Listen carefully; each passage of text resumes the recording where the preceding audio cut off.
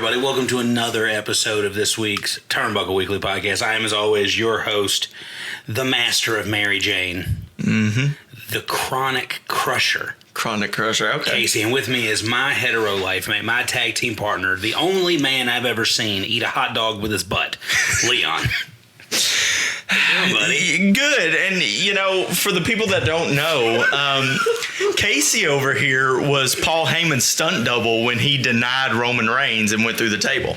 My name is Paul Heyman. Paul Heyman. Guys, look, so we thought about doing this little spin-off series that I came up with. I think it's a great little series called Let's Have a Chat. Mm-hmm. And we have a logo, and we figured what better way to have a part 2 of this little series and have a very special guest with us. Ain't that right, Casey? That is right. And the logo is Leon eating a hot dog with his butt. It is not eating a hot dog. Do not listen to him. Which, by the way, hot dog is a sandwich. With your butt. It is not a sandwich. It is a sandwich. It is not a sandwich. It is a sandwich. I will stab you in the butt. We looked it up yesterday. We verified this.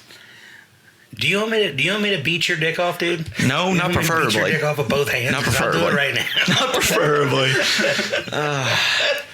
Okay, so we have a very special guest, which we mentioned on the CCW Part 2, which is going to be up shortly. I apologize. And by special, he is not wearing a helmet. I don't know if you can say that. Yet. He's not that kind of special. I can say whatever I want. I don't know if you can say that. I can say whatever I want. I have 2 disabled children. That's also true.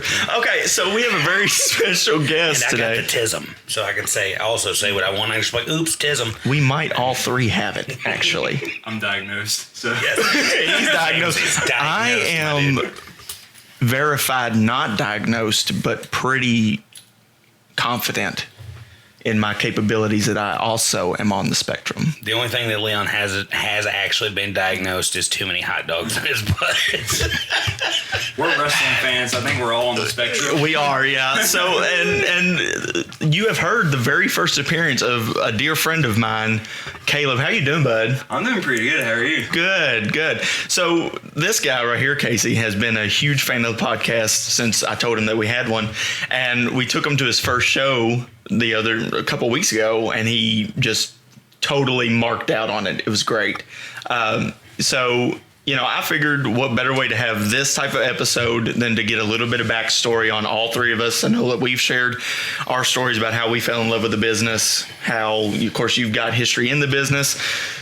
I'm not going to talk about who you trained with because we've already went over that.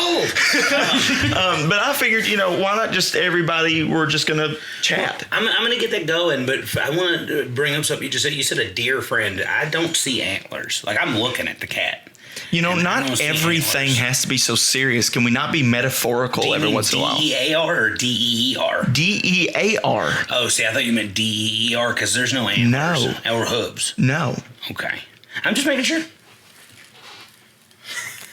I've had no marijuana today. He has not, and I think it's affecting his brain. It does. Because today he has more brain cells than he usually walks in here with, so I think we're doing okay. But anyway, so enough about me, enough about this guy over here. I'm going to let Casey just kind of take over because he's a hog and he likes taking all the credit for stuff. I'm a master cocksman, and I'm going to tell you why. So, I mean, you know, my thing with professional wrestling, it's a pretty simple story. It's 1996-ish. The Rock has a weird haircut, and he's just become a bad guy. Stone Cold just cut Austin 316. I'm watching wrestling one day with my brother, who was a giant Hulkamaniac. And so we watched everything. And we're watching it, and it comes time to like cut a promo in between a match. And I see Paul Bearer. And I'm already spooked out. Oh, yes. And he's doing all that. And I was like, what the fuck is wrong with this guy? What's wrong with this guy here? And, wait. Huh? You just used your F-bomb for that. Yeah, you almost did. You almost did. No, I didn't. I said, what the umph is wrong with this guy? Oh, okay. Yeah, you see what I'm saying? You see what I'm just making sure, because you already used that for the year. I said, what the hell is wrong with this? You know what I'm saying? So, you know what I'm saying? But anyway, so I see Paul Bearer, and I see The Undertaker, and I shit myself. Literally pooped myself. Poop in the pants. I was 4. Dripping down your leg. It's fine. I think it was solid, because... So it was a snake. I'm pretty sure that I fully honked at a dirt snake. Just full on. Which honking at a dirt snake is always fun for me because it's just the amount of honks, and that's what happens. Ladies and gentlemen, he's talking about, yes, a bowel movement. Yes, a bowel movement. There were two movements. There was a bowel movement and a physical movement. And there were some grunts in there. And I ran upstairs. My grandmother was asleep at her card table that she played solitaire at. This woman smoked 3 packs of Doral full flavors a day, drank 4 pots of coffee, played solitaire, and listened to Kentucky Wildcat Radio all day long. And we're watching wrestling, and she hated that we watched wrestling. We either were watching wrestling or Beavis and Butthead, or as she called him, Travis and Seathead, because butt was a cuss word to my mama. You had to say your seat. If you said toilet, she was like... The only curse word I ever heard my grandmother say was she said shit fire one time because we sprayed her house with water guns. And all of her electrical things started going out because we soaked them with them super soakers. So you did something that you know that you weren't supposed to do. Yeah, but my mama, she whooped me one time and she cried. So, like, I could get away with whatever I wanted. Now, the question, though, did she cry before or after she whooped you? Both. Oh, so she's a double crier. She was a sensitive soul. And then after she whooped me and whooped my brother and cried, she took us to Walmart and bought us Power Rangers. Nice. So, you know how that Felt goes. bad about it? Yeah, she felt terrible. She was like, "Oh, I just I'm hit gonna my give you a angels. spanking. And then I you're just gonna hit get my Power angel Rangers. cakes. These are my sweeties." Goodness. An hour later, what did I tell you? That's right. She just pulled her hair out. I'm calling your mother, and she never did because Mama was drunk or something. I don't know. no. She might have been at work. I don't recall. I was too young. I was on Valtrex, but that's herpes medication. That's the joke behind it. But yeah, just I saw the Undertaker, and he scared me, and I was hooked.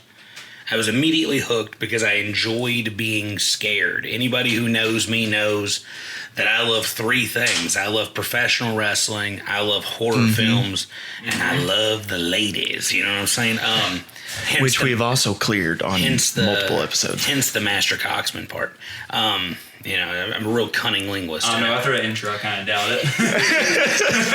Oh my god, you guys are being so silly. You guys are silly, Sally. The tism is kicking at an all-time high right now. The tism kicking at an all-time high is when I start to tell you the card of the show I watch, which I'm not going to do that because I haven't been able to awaken my brain just yet. We're going to give that some time.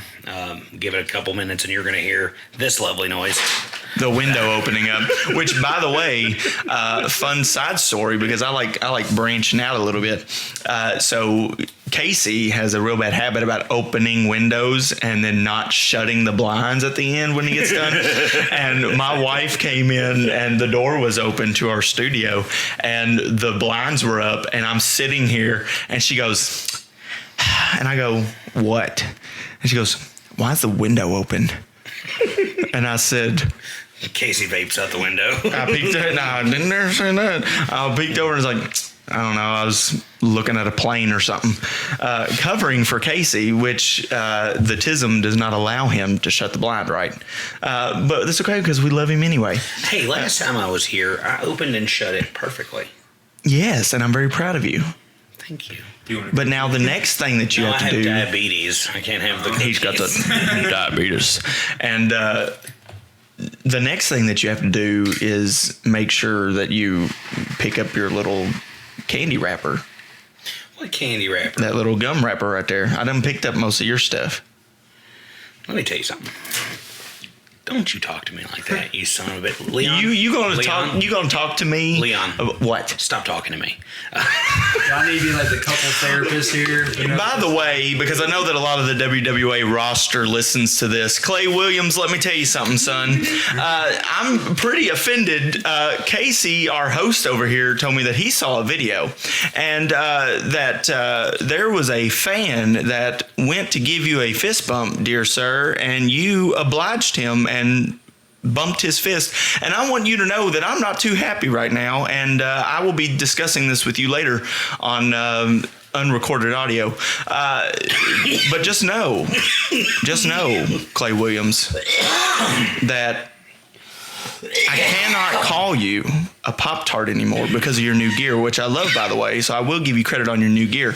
But however, one way or the other, if I have to get you when you are knocked out cold and grab your fist and bump it against mine, I will. I will. I will. That is, unless Big Ray gives you what for. He's got that Polynesian insurance. Big Ray. Now, let me tell you something. Kudos to you, Clay Williams, for getting Afa Akana to help you out. However, a real fighting champion does not need help. That's right. I'm just going to throw that out there. But we love you anyway. I'm sorry. I got onto a little rant there. It's let's have a chat, so I'm chatting. No, it's okay. I understand. So, you know. Well, Sorry. I do want to say that the opinions just expressed are the opinions of Leon only and do not reflect everyone else down here at the Turnbuckle Weekly team. That's true. For one, love Clay Williams. I do too. I mean, I'm not saying that I don't love him. You and I have disagreements. We have opinions that collide. And I love Clay Williams too. I think he's great. Yeah, I think you should put mustard on the hot dogs before you put them in your butt. But you... For the record, not now, nor have I ever done such a thing as that is being described to you lovely people on the internet today. Just let that be factual. After all that trying to be tough and He squandered my name. No, I didn't squander your name because squander means to waste. You are. I slandered your name. You're doing both. And it's not slander because you can't prove that you don't eat hot dogs with your butt. he diminished your name. He diminishes everything that I've ever tried to do. That's not true. It is true. I'm sitting here helping you out with your wrestling career. I'm giving you tips and tricks. And I'm helping you out with your podcast. To be honest with you, man, I could get any nerd that knows the ones and twos here. I picked you specifically for this. I have a certain set of skills. A very particular set of skills. And I don't know who you are, but I will find you. And I will kill you. He's right here. I have $7 in a Casio wristwatch. You can have one of them. Liam Neeson is wonderful, everybody. Shout out to him. I know he's never, ever going to hear this, but, you know. Hey, he might. He might. Did you know that Liam Neeson has a thigh slapper? I did not want to know that. I do. Why? Because it's interesting. Why? Why is it interesting? He's walking around as Qui-Gon Jinn with his schmeat just afloat in that Jedi robe. That wasn't a lightsaber. You understand what I'm saying? That's not a lightsaber he was using. They just painted the tip of his penis silver and put a green light on it and said, there you go. So is he truly the master of the Force? He's the master of something. I mean, he's dating Pamela Anderson. Is that why he whooped Batman in Batman Begins? Okay, hold on. First of all. I had to throw some shade. First of all. Because. That's not Batman. Do not diss one of my favorite Batman of all time. Christian Bale is great. You're a Christian Bale hater? Yes. I'm not a hater. It's just he's not This man thinks that Ben Affleck is the best Batman in the world. The podcast is over. No. That's right. Podcast is over, people. No. Because here's 13 minutes in, here's what's we gonna go. happen right now. Here's what's going to happen right now. I'm going to educate you two plebes. Plebes? On a cup. Plebes. Plebes. Please do. I'm going to educate you both really fast. See, there's this thing called source material. Okay. Correct. And the source material matters. Mm-hmm. Yeah. Okay? And Ben Affleck, not Affleck. No, it will always be It's Affleck. Ben Affleck. You know why it's Affleck? Is the only... No. Wait. I'm going to stop you right there, big fella. Ben Affleck is going to be known as Ben Affleck because he lacks the skills to play a good Batman. You understand? He's the only comic accurate Batman there has ever been. He's the only comic accurate one. It's a matter of opinion. It is not a matter of opinion. Matter of opinion. It's a matter of fact. I can bring you Matter of 7 opinion. comic books right now that prove my point. And comic books are going obsolete. Christian Bale He's was wonderful. a wonderful Bruce Wayne. He's amazing. Terrible Batman. No, he's great Batman. That's the key. He's a great Batman. That's the key. You have to be able to be both. Michael Keaton was a great Bruce Wayne. He's kind of a mid Batman. Val Kilmer. Val Kilmer was an amazing Bruce Wayne. Abysmal Batman. George Clooney was really, really good at being Bruce Wayne. Really shit at being Batman. The only person, other than Ben Affleck, who has been able to portray both characters to perfection, Adam West. is Kevin Conroy, Well, yeah.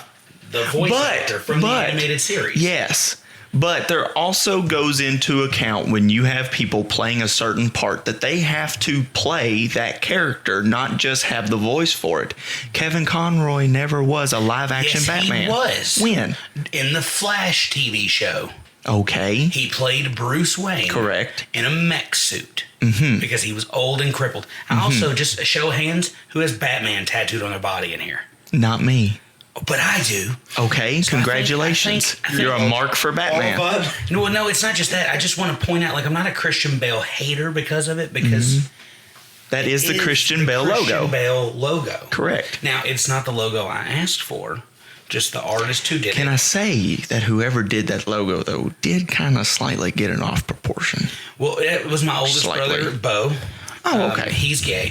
And I don't mean gay as in, like, he blows dudes. He probably does that. There's nothing wrong with that. So, like, he's just, you're not a huge fan of him. He's happy.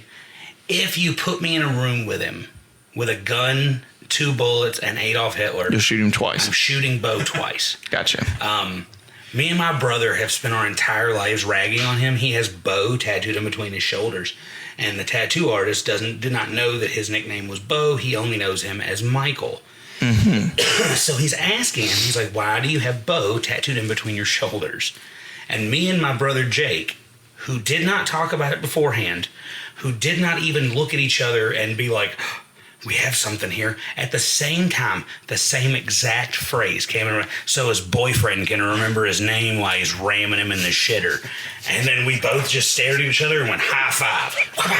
And it was an amazing twin moment. It was an amazing, and we're 4.5 years apart. That's what makes it fun.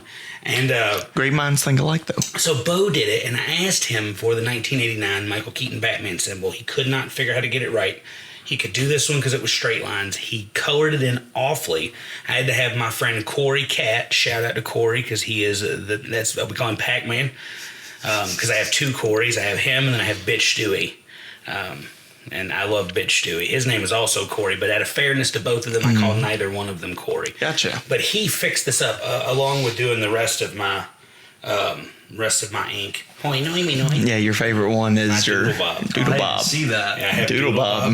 Just so I could do things like, I thought they were here. So I could do things like this. Hoi noi me noi noi. And just so I could do that. It hurt. Ladies and gentlemen, this is a 33-year-old man playing with a Doodle Bob tattoo and I a was toothpick. 32 and I got it. Thank you very much. Now, hold on. This is autism at its work. That's right. I might have been 31. I don't know how long this ink's been in my skin. You kind of lose track after a little while.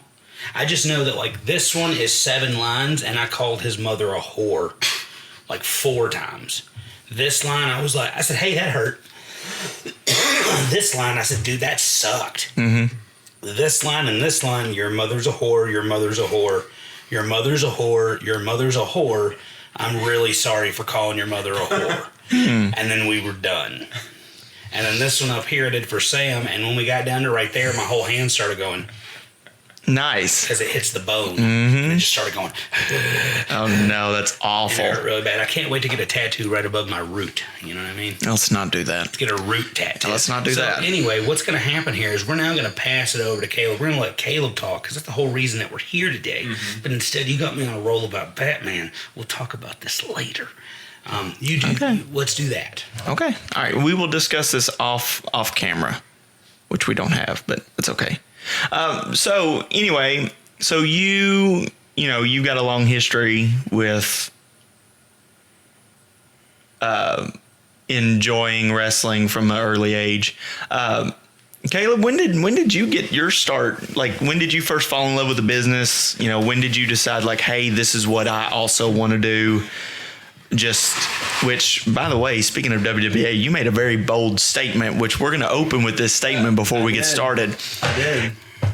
He is trying, Bo, we know that you listen and we had a ton of fun, but We don't know that he listens, but we hope. we would hope that you do. I want you to know that just as I try to poke freaking Clay Williams, Caleb over here wants to poke the bear and says that you eat corn the long way. and he wants to make a poster and take it to the next show. So when you see that poster, just know that this guy wants to take an overhaul and wants you to just kill him in the middle of the ring. So now we're going to get to how you got started in the business and how you fell in love with it. So go ahead, buddy. The mic is yours. It's not that I want to. Let's see if you can. Okay. Yes, he's really poking. We did not plan on being so aggressive to the WWE roster, which we love to death. Don't kill us. Because Casey's body's too beat up right now to take another bump, and I haven't trained to take a bump yet, so don't slam me yet. However, it's fair game. But Caleb, the mic's yours, buddy. We appreciate you being on the show. Yeah. Appreciate you having me. Really, I didn't really get into wrestling, honestly, until I was like probably 8 years old.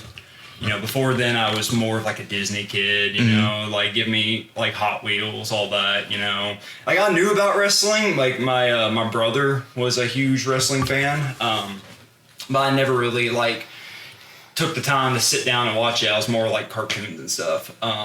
It wasn't really into about like I said, I was 8 years old, and we moved into this. My mom worked at this bar, and we actually lived on top of this bar. Oh, okay. So I would actually come down while my mom was working, and while she was working, I would just sit at some table where she can just watch me, because she was a bartender. And they would sometimes have wrestling on the TVs because the owner was a huge wrestling fan. And I remember I think it was the first match that I watched was Shawn Michaels versus Shelton Benjamin. I can't remember what show it was. It's been so long, but it was on Raw. On Raw, yeah. I remember watching that and just, was kind of like into it, but like I said, didn't really fall in love yet. It really wasn't until we had a book of music down the road, and I would sometimes go there to get video games and stuff, but they had a bunch of old like wrestling DVDs, and so one day like my mom like says, hey, there was, you sometimes watch wrestling at the bar, there's, wrestling over here, you should take a chance, you should go, see what you could find. And I walk through this DVD section, I'm looking around, and see they got like all the like 80s pay-per-views, like they had like WrestleMania 1, like they had it all. But the thing that caught my eye was a copy, and I still have it to this very day, was a copy of WrestleMania 3. Okay. And I think what really caught my eye was the main headline, Hulk Hogan versus Andre the Giant. That's I remember seeing that, like Andre the Giant, that sounds cool. And, the owner of the bar, he was a huge wrestling fan. He always talked about the good era wrestling, the golden era, Hacksaw Jim Duggan, Hulk Hogan, always talked about them. So I remember getting a copy, and that very day, going up in my room, popping into my PlayStation 2, and just sitting there just watching the whole show, and I remember like, even though that it was Hulk Hogan, Andre the Giant that kind of like made me get the DVD, it really was what really made me fall in love in wrestling, and to this day is my favorite match. I think it's the greatest match of all time, is Macho Man versus Ricky Steamboat for the Intercontinental Championship. That was pretty solid. That, to me, greatest WrestleMania match, greatest wrestling match of all time. I'm a little biased just because it was really my first introduction into wrestling. But ever since then, ever since then, when I think about get into the business and thinking about becoming a wrestler, I always wanted like my gimmick or character to be like, just basically be like a tribute to Macho Man. Like ever since then, he's been like a god to me. Well, see, and it's funny though too, because like Casey, his experience with wrestling started, like current time period. And so like mine was a little bit further up from when I was younger. So like for you to get into wrestling because of the history of it, where it came from, is something that a lot of fans don't have now. Like when we spoke to MK Swift, who was wonderful, by the way, he didn't get into wrestling until 2016. Yeah. And for him, he made a very good statement. Instead of like, because a lot of people grow out of wrestling. He had to grow into it. Right. You know, and he mentioned on the podcast that when he was younger, he thought it was stupid. Yeah. You know, he thought it, you know, wrestling's dumb. And then he said 2016 Royal Rumble when AJ Styles debuted in WWE, that was his show where he was like, wow, right, like this is something. So to have a perspective of somebody who fell in love with wrestling like MK Swift closer to current time, and then have somebody that we've talked to that fell in love with it years before his time, is you really get to see the similarities versus the differences of where wrestling was versus where it's at now. Right. So like for me, like I've mentioned it before, I'm real big on my faith. I had a rough childhood. It was just me and mom most of the time. My parents split when I was like 3 or 4. Right. So it was always mom, and mom always worked a full-time job. Like your mom, you used to go and sit at the bar. I would go to the nursing home where mom worked in Fordsville and sit until it was time for school. That's what I do at the restaurants and hustle. Me and my brother hustle the other servers out of their tips and stuff. Yeah, we'd like wash your table. Yeah. So mom worked all the time. And so when I was home, you know, I didn't really have anything to do because it was just me. I grew up alone. Right. And so I was always at the babysitter, and I'd always watch, you know, movies, VHS, which is a lost thing now. I'd always watch Power Rangers, you know, Jurassic Park, that type thing. But when I got to the age, I was probably like 8 or 9, 7, somewhere in there, maybe even 6. And I remember watching, because we could afford TV then. Like, we couldn't even afford cable back then. And I remember we were living at a trailer in Fordsville, and my stepdad at the time was a wrestling fan. I mean, I'm not going to say like he was a huge wrestling fan. My mom, believe it or not, used to be a wrestling fan. Right. And she remembers watching like Coco Beware and like the Blondes, like the original Blondes from back in the day. And like she remembers when they first came to Owensboro, and her and my grandfather went to watch a show. And they went and watched the show, and mom was like, it was really good until I saw what they were doing. Right. And she's like, ever since then, I haven't really cared for it. And I remember being a kid, and I've always known that it was staged, you know, like predetermined stuff. I've always known that, but I didn't care because, you know, back in the day, it was real. I mean, people tried killing people. Yeah. Big John Studd said it all the time. He walked out because Andre the Giant was going to kill him. Right. It's still real to me, dude. It is still real, and that's the thing. And we had a conversation with Chris. You know, it really makes wrestling fans sound dumb when they try to argue that it's real, because everybody knows that it's not. Right. But Chris Waddell, having the mind for the business that he does, he's phenomenal. You won't find a better indie promoter and wrestler than Chris Waddell that knows the business. Yeah. But, you know, that it's not real, and you can't tell anybody that it is. But if they can trick your mind for 2 hours to make you believe that, hey, something's different, something's happening in that ring. Right. Then why would you argue about it? Right. If you can come together and be like, hey, something's different. I can see something here that I can't see anywhere else. And that's where I fell in love with it, is like, I always grew up with Power Rangers, and Casey's a big Power Rangers guy too. And it's morphin' time. Copyright. So I've always known that, you know, Power Rangers aren't real. I'm never going to meet one. Yeah. But it was entertaining. And it had life lessons. And it's the same way with professional wrestling. I fell in love with it because of the entertainment, and because, you know, these people come out and they're trying to give somebody a good time. Right. And in the time of my life when you dogged my story, and I don't like that. You killed the momentum. You killed the moment. You did.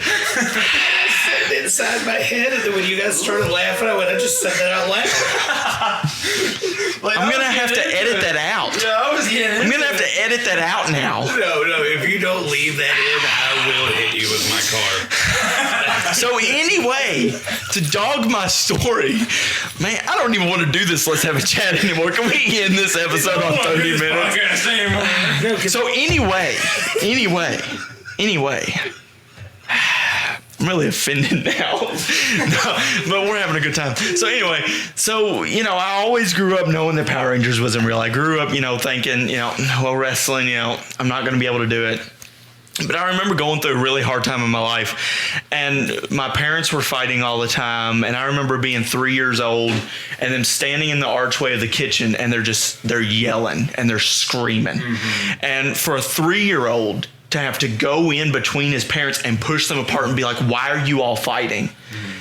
It was rough. Right. And, I'm not calling for a pity party because there's people that had it a lot worse than I did. But I've said this on some of the other episodes that we've done, is like, between my faith, the only other thing that I had that really got me through my childhood, because I didn't always have Power Rangers around. Mm-hmm. All of my Power Rangers videotapes and CDs and stuff, DVDs, were at my dad's house. Mm-hmm. So when I was at my mom's with my stepdad, I didn't have anything. I had toys. I had a PlayStation. But, I was a kid. I wanted to do other stuff than just sit down and play video games, which I've really backed up on that now. I'm not going to get into the 2K19 stuff because we've already gotten into that, and I've been dogged enough today, and I'm not going to be dogged again. But say it. Say it. No, you're thinking about something. Say it. First of all, I'd like to thank the many fans throughout this country that wrote cards and letters to Dusty Rhodes that Mac could dream while he was down. Secondly, I want to thank Jim Crockett Promotions for waiting and taking the time, because I know how important it was. Starcade 85, how important it was to the wrestling fans. How it was the Dusty Rhodes American Dream.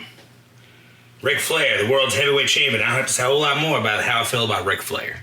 There's no honor amongst thieves. He put hard times on Dusty Rhodes and his family.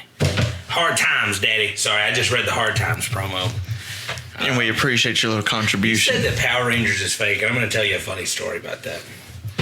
So when I was in kindergarten, I had this lovely teacher named Miss Nicely. She was the best.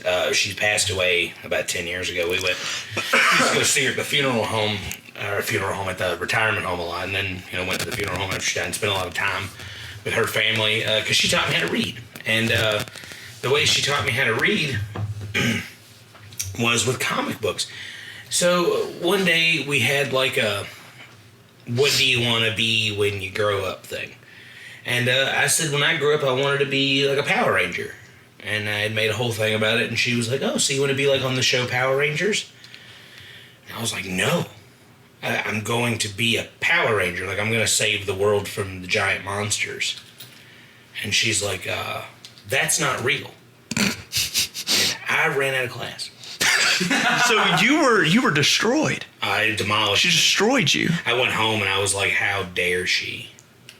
I was like, how dare? Did you go and ask your parent? Did you go and ask your mom and your grandmother? Parents. Daddy wasn't there. And to take you to the fair. No, seems he doesn't care. No, he did take me to the fair, and when I told him I didn't like roller coasters, he was like, get on the roller coaster, pussy. Oh. So now I hate when people tell me I'm scared of things. I have an ego problem. Thanks, Dad. And we always say thanks, Mom, at the end of the shows. We don't say thanks, Dad. That's right. Dad traumatized me by not being there, and Mama traumatized me by being there. I got the best of both worlds. And I was like, Mama Miss Nicely told me that I couldn't be what I wanted to be when I grew up. Yeah. And she was like, and why was that? Mm-hmm. And I said, because she said Power Rangers weren't real. And Mom was like, yeah, it's just a show. And I did not come out of my room all weekend. Oh, no. My brother had to be in there, and he was like, what is wrong with you, Dad Slur? Because that's how he talks to me. And what's wrong with you, fatty, fat, even though I was skinny? Oh, no. I've always been fat. Even when I was skinny, I was still fat. Always fat. I think that's... He gaslit me into being fat. So he's the reason why it was just burger after burger after burger. No. See, his nickname is Burger, so it definitely wasn't burger after burger after burger. Because that'd be weird. That would be weird. Somebody at school misunderstood what our last name was when he said it out loud. He was like, well, Binion. And they were like, Burger? And he's like, Binion. And they were like, we're going with Burger. That sounds way better. And I was Whopper Jr. Whopper Jr. For a little while, I was Splenda. Because you're diabetic. No, I just been recently diabetic. Oh. I was Splenda because like they were like his friends when Jake wasn't around were like, you know, you're really cool to hang out with when Jake's not around. When Jake's around, you're awful. He's like, so they're like, you're kind of like Splenda. Like, you'll sweeten the tea, but like, you know what we really want. Yeah. And I was like, gee, thanks. That was their version of a compliment. They were like, you'll do in a pinch. Don't worry, people's opinions have changed, I'm sure. No. Now they do call you Splenda because you're diabetic. Yes, and I'm not a sugar daddy. I'm a Splenda daddy. I ain't got no money, but I'll put your legs behind your head. So it's fine. In the walls of Jericho. Sure. That's a weird way to do that. We're not going to think about that. This is a child-friendly show. All I'm doing is saying Yes, I know. child-friendly. Whatever. I said Coxman. You did. So like, I always knew the Power Rangers was fake, and I too, like, we would go out. Predetermined. Whatever. Yeah, predetermined. It's predetermined. Work. It's a work. It's kind of like the American Power Rangers is like the AEW of the WWE Power Rangers from Japan. Yeah. Like, it's just better quality, but like horrible storytelling. And because sometimes WWE has really horrible quality, but their storytelling's really good. And why are you looking at me like that? Because you're sitting here just like you're just completely dumping I am. on the Power Rangers right now. I'm not dumping on the Power Rangers. I'm dumping on the fact of my childhood. Boo frickety. but like, so I always knew that like those two things were kind of similar. But like, I think my first match I ever watched, like, it's been so long because I've been such a huge mark for wrestling over the years. But I think my first match I ever watched was, I feel like it was a TNA match. I don't even think it was WWE. Right. And I think it was right around the time of where like beer money was kind of on the end of things. And I may have even gotten into wrestling later than 5 or 6. I don't even remember, like, all my things just running together with wrestling. But like, I remember beer money coming to an end, and I remember like just the whole tag team, like, redneck style stuff. Yeah. And I remember that whole run of like Hulk Hogan being back in TNA, Bully Ray marrying his daughter, that type thing. And then I remember Bully Ray marrying Hulk Hogan's daughter, not his own daughter. Yes. Yeah. I'm making the face that you're looking at me trying to figure out why I'm making that face for is because your times don't add up. Well, like I said, my times run together. It really does, because that was 2010. Because I can't remember the matches. You would have been 10 when Beer Money was together. Well, then it may have been 10 then. If you would have seen TNA at 5 or 6, that would have been 2004, 2005. So that would have been around the time like Ron Killings. Jeff Jarrett. Ron Killings was already gone from the company. Okay, so that would have been Ron Jeff Jarrett, Christian Cage. Yeah. Christian was still there, but he was on his way out to go back to WWE. In 2005? No. Christian Cage was still there, and I remember Hulk Hogan was still there. Ric Flair was not there. Hulk Hogan wasn't in TNA until 2010. Okay, so then maybe I got into wrestling in 2010 then. Which would have made you 9. Like, watching it. I remember having the wrestlers before then, but maybe I was watching it in 2010. But anyway, like, I remember like the older guys finishing up their careers. Yep. I remember watching the Ric Flair versus Shawn Michaels not too long after it happened, because I remember the whole roster being out there, and I remember watching Undertaker walk up the ramp. Great character. I remember watching that. Yep. I don't remember what year that was. Yep. But I do remember watching that. And I remember watching live Edge's retirement. See, that was like 2000. I remember watching that live. That was 11. And I cried. That was 11, I think. I cried. Yeah. But see, and Most people did. like, so I remember that era. Yeah. But I think what really got me fully invested in wrestling, and it's going to be a real bad opinion, and a lot of people are going to hate me for it, and I really don't care, is I remember falling in love with the Nexus storyline. Oh, yeah. I loved the Nexus. I loved the whole John Cena versus the whole Nexus. I remember CM Punk being in the Nexus, and then everybody just jumping Wade Barrett and throwing Wade Barrett out of the group. And I remember Wade Barrett's transition from being the leader of the Nexus going into his singles run, and the core. The core. Yeah. The core. And so, like, I remember that type stuff. And I think that's what really got me into it is, like, I remember feeling kind of like a connection to that storyline because it was Wade Barrett thinking that he had a family and somebody coming in and throwing him out and kind of him being, like, thrown away. And I remember being, as a kid, feeling thrown away, like, from everybody, because my dad didn't love me. My dad and my mom were fighting all the time. So I was torn in between, like, whose side do I choose? Do I choose my mom's side or do I choose my dad's side? Yeah. And so then, like, when John went and fought the entire Nexus, I remember feeling like John's doing something that nobody else would do. Like, he's got the whole world against him. And here comes Super Cena, and he's going to take out every member of the Nexus. And I remember falling in love with that and being like, I think I want to wrestle. Right. Like, I remember being a kid, and I knew a little bit of stuff. Like, I knew what the RKO was. Yep. Like, everybody, you don't have to be a wrestling fan to know the 3 most dangerous letters in all of professional wrestling. The RKO. So I remember, like, all that type of stuff, and I remember falling in love. And when I got to the age of, like, I was in middle school into high school, I was like, I'm ready to go start wrestling. So I started looking it up, and we're not going to talk about what you just said because I'm trying to blow past that. So I was like, I'm going to go do this. So I started researching. I was like on my computer, and I was looking up training schools. I was like, oh, here's one. And I was like, yeah, I'm going to go train. And I clicked on it. I clicked on classes. $4,000 for 2 years of training. I said, well, there goes my hopes and dreams. Yep. And then I was like, I'm just going to freaking trampoline wrestle with the kids at church and, like, go body slam people on a trampoline and, like, fall out and, like, hit my head on the concrete or something, which I've never done a couple of times. And then I was like, I really like trampoline wrestling. So then I made the unconscious decision earlier this year, to go and buy a trampoline with money I didn't have to go and start wrestling on a trampoline. And so, like, and that's going to be also a sideshow of the podcast because we're going to get that started. So, like, I remember connecting with all these wrestlers. And when I found out about WWA this year, it was Independence Day was our first show.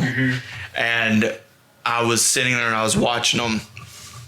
And then I watched the Logan Legit tribute that they had. Yeah, you told me about that. Did you hear about Logan's story? You told me a little bit about it. So, and I can't get into all the details because I don't know enough about it, and I don't feel comfortable trying to explain stuff that I don't know. Right. But I can explain what I do know. Yeah. I do know, and it was really, really good what they did for Logan. So Logan Legit was a guy who somehow or another met Chris Waddell, because Chris Waddell is bisexual. Yeah. So somehow or another he met Logan and they went to a wrestling show together.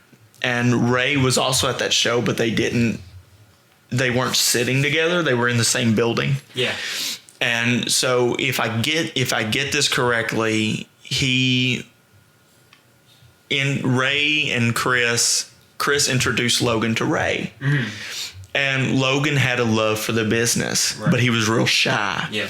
And so Chris and Logan get together, and I don't have time frames because it's not my place to put time frames. So they get together, and when Logan first comes in, he was real nervous. Yeah. You know, he was kind of shy, but he had a real bubbly personality about him. You know, he loved people. And so when he first came in, his debut was on a mic. So he came in, and Ray Waddell will tell you the story. So Ray and Alexander Knight were backstage, and they were like, you know, why is he here on the show? He hasn't even been through training yet. And they said Logan legit opened his mouth on that microphone. And Ray and Alexander ate their words. Ray was like, okay, I know exactly why he's here. And they started training. And Ray said it took a little while for Logan to get the hang of it. But they said when he got it. Right. He won match of the year. You told me about that. And so Logan just blew it out of the water. People loved him.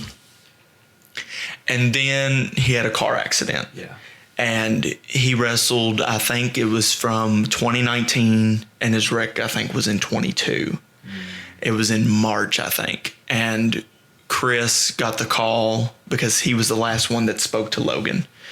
And so Chris took a trip to Nashville. And the wreck, they lost Logan on a Thursday.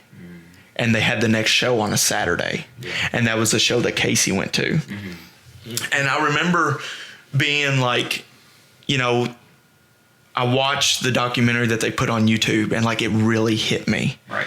Like the love that they had for Logan and the impact that he made on the business of being an underdog, somebody that he was an anomaly. Yeah. He shouldn't have been in the ring because of his size, because he didn't know like all the works of the business. He didn't come in with training before he debuted.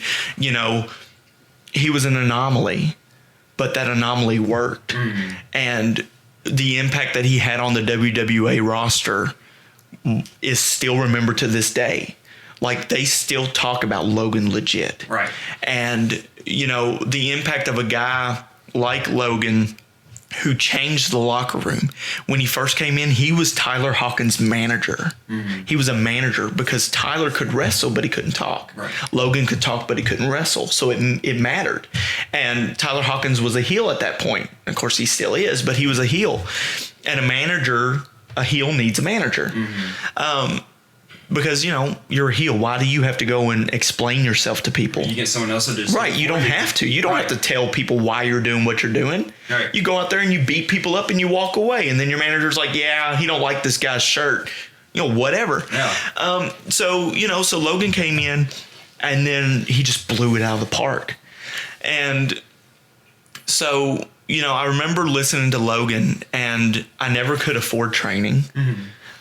And it really broke me because wrestling and my faith kept me going as a kid. Well, I've still got my faith, which is more than enough. Yes. It's more than enough to get me through. But a part of me's gone now because I can't afford to go and wrestle. And then I found WWA. Right. And I heard Chris's story.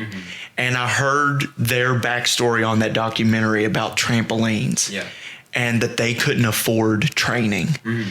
And I was like, I've got a shot. I've got a shot at this. Right. I'm 26 years old. I was 25 at the time. I'm still young. I'm still in decent shape. I'm not in the shape I need to be because I was active as a kid outside all the time. I got into my teenage years and I sat on a wood floor with my legs crisscross applesauce playing video games for 9 hours a day. So my knees aren't what they used to be. Right. But if I get out and I get active and I get in the gym, hit the treadmill, I can get them back. Yeah. And so I was like, yeah, I think I'm going to go do this. And I heard their story and I fell in love with their story. And we went to Independence Day, fell in love with the business. And now we've interviewed a lot of their guys. Yeah. And they've all got similar stories. I started on a trampoline. I started in the backyard. Casey started in the backyard. Both the Waddells started on a trampoline, spent hundreds of dollars. Chris stole Ray's lunch money to buy a trampoline, which he's made very clear. Shame on you, Chris, but we love you anyway. But, you know, and then they got to the point where they're like, why keep wasting money on trampolines when we can just buy a ring and put it in the backyard? And they faced controversy. They faced battles, you know, stuff came against them just like anybody else did, and they pushed through it, and now they're a massive independent scene, and they're doing great. And I saw the free training. I'm like, I'm going to try this. Right. I'm going to really try this. But I didn't read the fine print, which Casey has made very well known, that they're looking for certain people. So I stuck my nose in business where it didn't belong with Chris Waddell. and now I have to get in shape for the next tryout, and I'm excited. But that goes back to that's where I got my start. And for everybody that started on a trampoline, MK Swift, I did a YouTube video for our trampoline thing that we're trying to get started of Matt and Jeff Hardy. Yeah. They started on a trampoline. Yeah. They're Hall of Fame. They're champions. They're in their 40s. They're great. They're probably the most well-known current tag teams still active today, aside from Rock and Roll Express. Yeah. They've become a household name. Right. It's a household name. Yeah. You know The Hardy Boys. the Hardy Boys. You know that little drying your hands when you're at McDonald's and the air dryer don't work, and you got to wave it off, You know that as soon as those drums hit you immediately. You know that you drying your hands on a Wednesday and it's hump day and you got to dry them hands before you go and eat a burger or something. Yeah. So, everybody knows the Hardy Boys. And I was like, they're an inspiration. And they were a little couple guys, didn't have money. Mm-hmm. Their dad put ropes around their trampoline. They got a gig wrestling at fairs, and now they're the biggest names in tag team history right now, currently still active. And I was like, I'm going to do this. And I plan on doing this. Yeah. Like, it's going to happen. So you eat hamburgers on hump day? No. I mean, I've eaten a hamburger on a Wednesday. Oh, Do you happen to eat the Wednesday is hump day. Have you ever seen that commercial? What day is it, Mike? It's hump day. You've never seen that commercial? Well, no, I've seen the commercial, but I just thought that hump day for me and hump day for him are the same thing. No. I try not to eat too heavy on a hump day. Now, can we clarify real quick if you eat the hamburgers with your butt or not? I do not. I eat them with my mouth hole. But that's my backstory. Tilts his head back and lets the meat slide down his Whatever. It's Little Nicky. Whatever. It's from Little Nicky. He bites the chicken. I've never seen that movie. Move your mouth. Never seen that movie. You have to see That's a good movie. I'm gonna have to watch it. Yes. I mean, you're gonna get very upset about it. Probably But if you just so. Watch it as a movie and don't take it too seriously because it's a Jew talking about heaven and hell. They don't believe in either one. I think they believe in heaven, but Jews definitely don't believe in hell. But it's a Jew who made a movie about heaven and hell. He's going to have some inaccuracies Right. there. Satan is not the devil in that. Satan is Rodney Dangerfield. And even in hell, I get no respect. I love it. They knock him on the ground. Even in hell, I get no respect. I love Rodney Dangerfield. But so we've all got very similar stories. Yeah. And that's the thing about being a wrestling fan is professional wrestling is so relatable. Right. And I don't think that if it wasn't relatable, people wouldn't watch it. Right. Because in any good story, a good book and the number of copies that are sold is it either has to be entertaining or it has to be relatable. And for the WWA especially, because I'm never going to put them over enough. I can't. Right. They're too good. They've been too kind to us. They let Casey's kids smack a belt, which was phenomenal. They loved it so much. And he remembered him. Yeah, and that's what I like is like these guys. They're a small promotion, local promotion, who know what's going on in the communities, and they remember their fans. Like Munchie dabbed me up by name. We can't talk about this show without talking about Munchie or all the guys that we've interacted with because they're all great. And that's what I've put over with Chris so many times is like their company is so relatable and they care. These big companies don't care. They're there to make a profit. And Chris is not there to do that. He's there to do what he's always loved to do, put on a good show for people who cannot afford thousands of dollars to go. And speaking of thousands of dollars, I read about that green shirt guy because he's well known. He's a real estate agent who spent $100,000 to $200,000 and he buys them via location.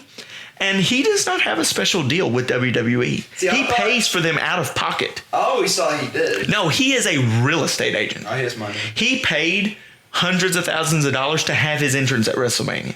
Wow. So, kudos to him.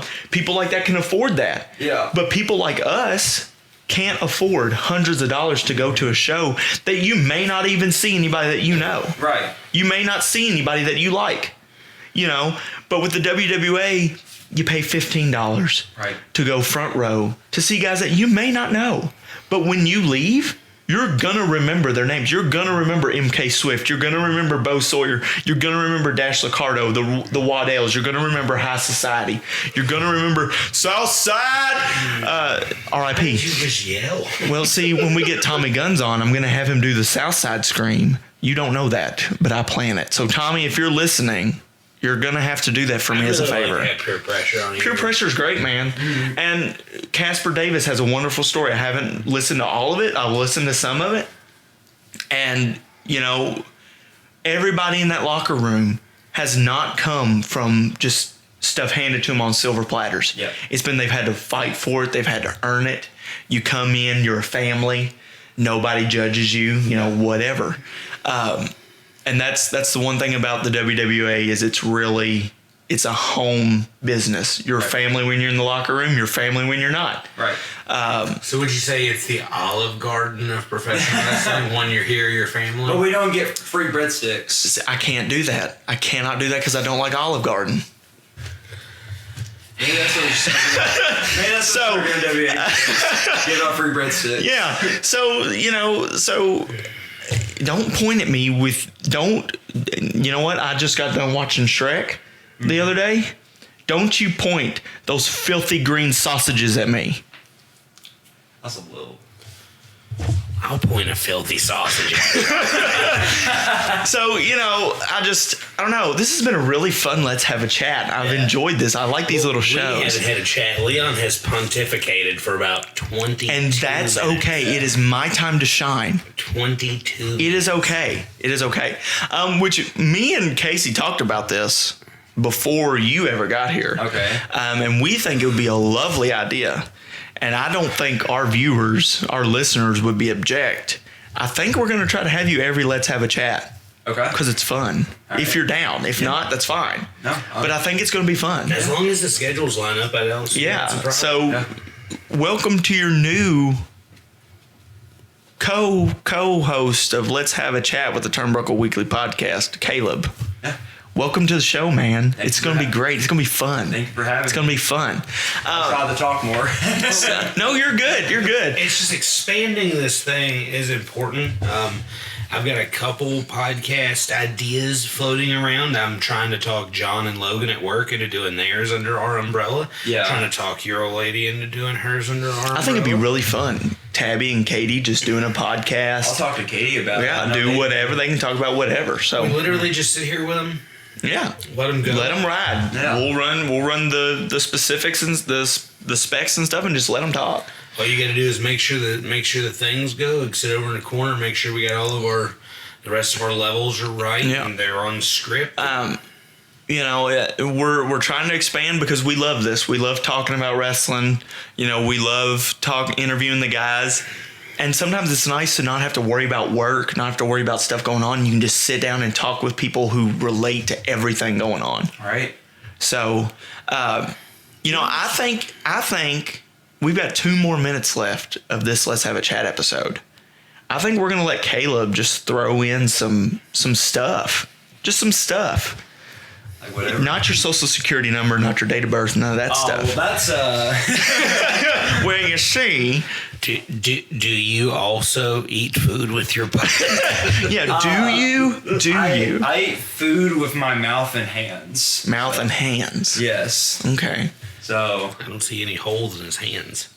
well, I use my hands to scoop the food in my mouth. But we have. He said he forks. shovels food. Yeah. He shovels food.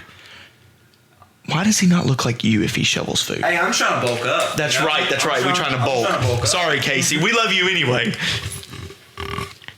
How dare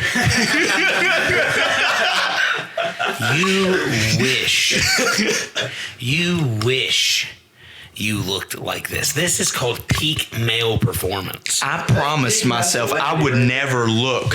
This is going to sound really bad. Okay, this is going to sound really bad. Do not raise that shirt. You keep that shirt down. I don't even know if that's PG. We're going to keep that shirt down. I promised, because my dad was a type 2 diabetic, and he was way fatter than you are. And I swore I'd never look like him. So I think I'm doing good right where I'm at. Put your nipple away. Chris. So when's it? You had Munchie. I've got Casey over here. I am pregnant with a baby elephant. Do you want to see the trunk? No. I don't wanna No, see I your don't. I don't. Guys, we appreciate you all tuning into this random Let's Have a Chat episode. It was fun. It was really fun. Caleb, you are going to get more mic time. I promise. All I good. promise. We're going to have to get a third mic. We are, and that is in the works. I've probably got one ordered. I will have one ordered by the end of this week, so we'll be fine. Guys, it's very important that you know that before you eat food with your butt, that you don't do it, okay? Don't do it. Leon does it because he likes the taste. How does that work? I don't do know. that. He's Yeah, just laugh it on out, big fella. Get it all out. Yeah, get it all out. Go ahead. guys, love yourselves, love one another, take care of each other, and don't let your friends eat food with their butt. Thanks, Mom.